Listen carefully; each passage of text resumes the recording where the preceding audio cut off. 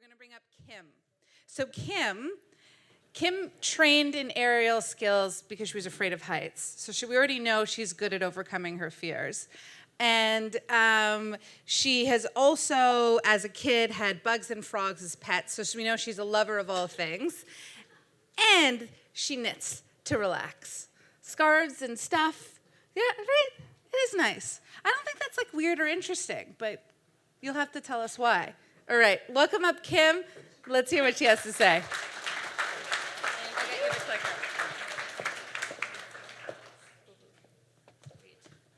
Hello.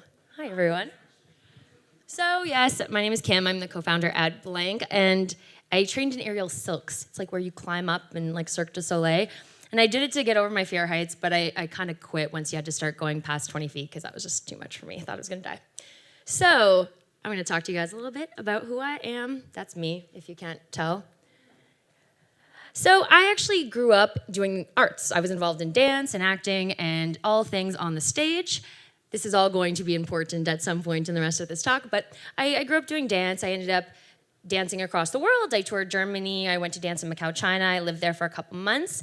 And then I was like, okay, this is good. I've done the dancing thing for a while. Let's try something different. So then, I decided I'd go to school and test that out or something. So I went to the University of Windsor to start, and I took neuroscience. I was always really interested in psychology and biology and the intersection of those two things. But also I found that was like kind of boring after a while, so I left and I started a cleaning business. So that was my first attempt at business. And when I had my cleaning business, that was also the first time that I decided to work with someone. I was always a really independent person. I just wanted to do everything myself. I felt like I could push through. If I was in charge, then it would get done. It's also like a kind of narcissistic asshole policy, but I thought that if I was in charge and everything was done my way, then it would be done the right way. But I decided to take on a business partner in the cleaning business. She was a very good friend of mine, still is a very good friend of mine. And we ran that from about 2008 until 2011. We sold it then, only because we just both decided that we wanted to go on and do other things. We are still friends, though, to this day. And I also did a lot of film and TV. Also, though, an industry where I felt like I had to be very independent, do everything myself. I like to do a lot of my own projects, work on stuff myself, because, getting hired as an actor sucks. So, tried to do some stuff myself. I always had a lot of business ideas, though. Entrepreneurship was never something, prior to the cleaning business anyway, that I was involved in. I wasn't around it. My dad was an accountant. My mom was a nurse. I really came from a go to school, get a good job, have a good pension. I came from that world. I didn't know anyone that was an entrepreneur. But I always felt like I had these ideas that I wanted to pursue. So that kind of led me to looking more into tech. It just came as a curiosity. I ended up working at a startup.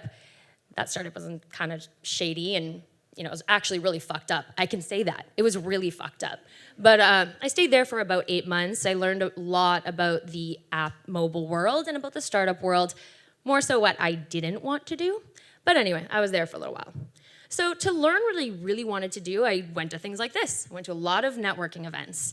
I went and I talked to everybody in all kinds of industries, and I was meeting a lot of people, doing a lot of that, which led to a lot of this. Everyone know what I'm talking about here? Business cards everywhere. So I had this genius idea that I was going to develop the world's first, I thought it was the first at the time, digital business card. Right? It's a novel idea. Nothing like this exists whatsoever, right? And I could just develop it, and I would start marketing it at events like this, and it would just take off, and I would surpass all of the big apps that are out there, and I'd be a billionaire, because that's just how it works. So I came up with the idea. I plotted it all out. I started doing the research. I found out who I could talk to and who I could hire or who I could work with. But of course, I wanted to do it myself, because I didn't trust anybody else. Had to be me. I had to lead the ship. So I did end up getting an app built. It was called Carded, and this is the actual website. It's a mock-up of the app. And I hired developers, hired designers. I didn't want anyone else to really have input in the way it worked because I thought that I had figured that all out the best way. And it took quite a while to get the app built, and through that I had to obviously come up with some money to do so. I had sold my business, so I had a little bit of money. I also had to convince all the people around me, my family, my friends, that I was not going crazy and that this actually was a good idea and that I was gonna make it happen. So after spending $55,000, it's not an exaggeration, and 8.5 months, I had the app. It was out, I was marketing it, I was actually getting a couple people to download it. I was like, this is going to work. I am the next Bill Gates. This is amazing. Well, then the other big guy, Steve Jobs, decides to release the iPhone 6 Plus. Now, if you don't know anything about app development, I'll tell you, when you build an app, you have to build it for all the devices. And when they bring out a screen that's much larger than any screen that exists, your app doesn't work. And who are the early adopters of technology?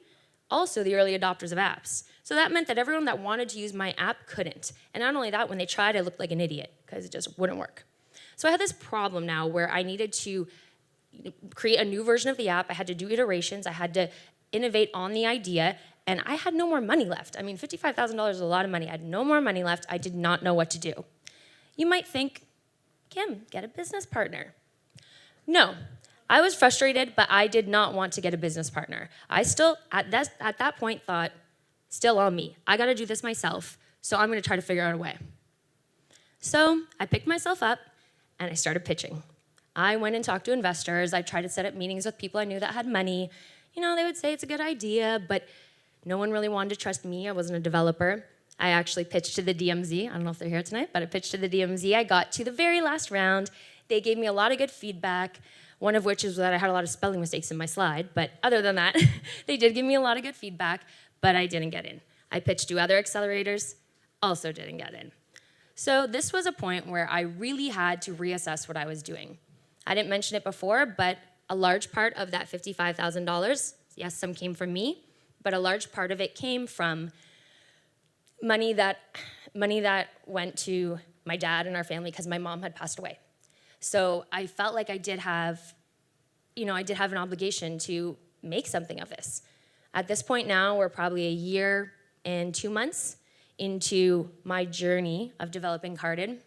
I had spent all this money. My family kind of lost hope. You know, they were trying to be supportive, but you can only be supportive so long, especially people who are not entrepreneurs. I'd spent money, you know, from my mom's insurance, and I really had nothing to show for it. I'd taken the app out of the stores. I did have an Android app and an iOS app. Both were out. They weren't working, so there was no point in keeping them there. And I had no idea what to do. I really did not know what I should be doing next. I didn't even know if I should be continuing this. But I decided to pick myself back up, and I decided that the smart thing to do would be to try to find a business partner. I said, you know what, I'm gonna see if I can find someone to do this with me. Maybe I shouldn't do it on my own. So I started meeting some people and interviewing, I guess, business partners, still thinking that I was gonna call the shots and, you know, they would just do what I said. Because that's how, by the way, that's how all business people think in those relationships. They think that they just hire the developer and tell them what to do. It doesn't really work like that. Anyway, I did end up meeting a business partner. He's here, his name's Paul. He's right over there. And, hi, Paul. And together, we collaborated. We ended up coming together first to work on Carded. Paul had a back-end automation tool, so we were gonna use that to build out Carded. We actually came up with a better way to do it, which is still a good idea, and we may launch it one day, who knows?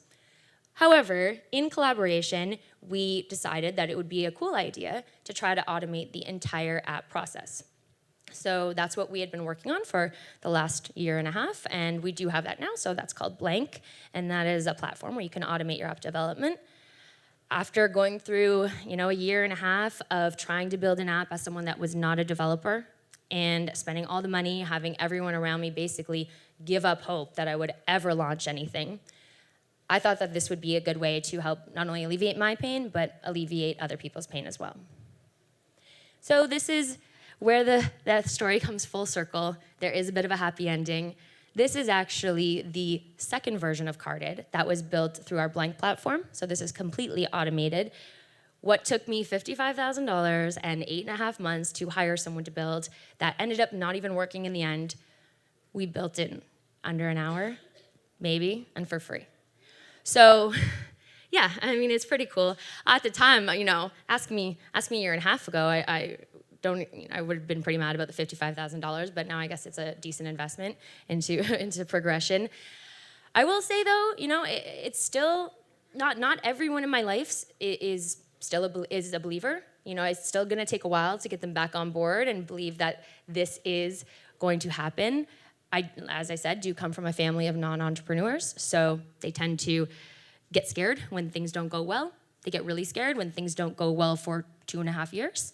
And then even when things start going well, they're really hard to convince. So this is I'm much happier now. We'll see how my family feels in a little while, but blank is going quite well. So, you know, it's a bit of a happy ending.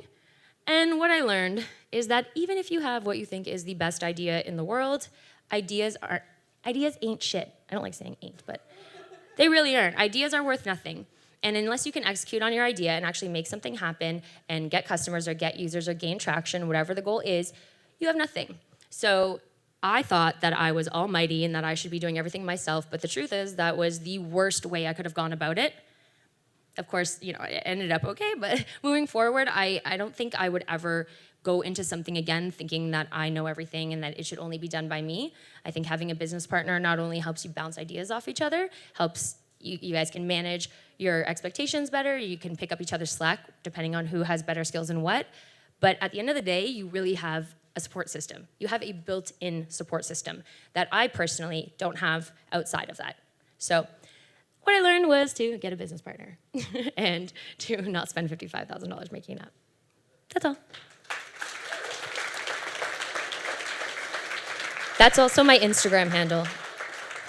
Amazing. Thank you. Woo! I need one thing from you. Sorry. It's okay. I have the same one, that's why it's like...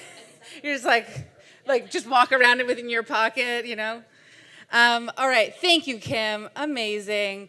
Yeah, those are two very good lessons, and thank you for going a little personal with us. Okay, we're getting into not what we call the Q&A, but we're going to get into the deep dive. Before we do, I want to make sure that you guys